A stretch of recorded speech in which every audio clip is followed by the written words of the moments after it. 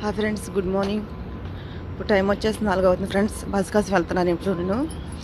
Friends, నేను night ఒక video చూశాను. ఫేస్బుక్ చూస్తూ ఉండగా ఒక పెద్ద ఆయన ఒక మాట చెప్తున్నాడు. ఏంటంటే కర్మ ఎవరిని వదలదు, కర్మ వాళ్ళతోనే ఉంటుంది అనేసి.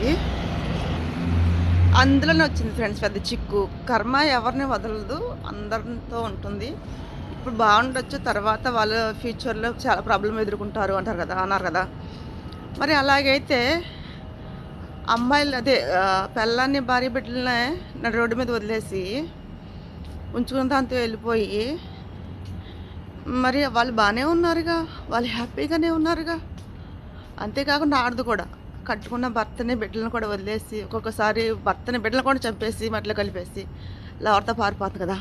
వాళ్ళందరూ బాగానే ఉన్నారు కదా. మరి వాళ్ళ కర్మ వాళ్ళని ఏం చేయదా?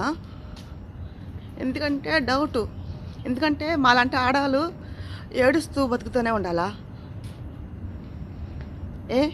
బిడ్డల కోసం బతకాలి. ఎందుకంటానంటే ఈ మాట, నాలాంటి ఆడవాళ్ళు చాలామంది నేను గల్ఫ్ కంట్రీలో చూశాను. ఇక్కడుండి రూపాయి సంపాదించి ఇంటికి పంపిస్తూ ఉంటే వాళ్ళు ముండలు పోషిస్తున్నారు. కట్టుకున్న పిల్లల్ని, కడుపున పుట్టిన బిడ్డలను వదిలేసి ముండలు పెంచుతున్నారు. మరి అటువంటి వాళ్ళని కర్మ ఏం చేయదా?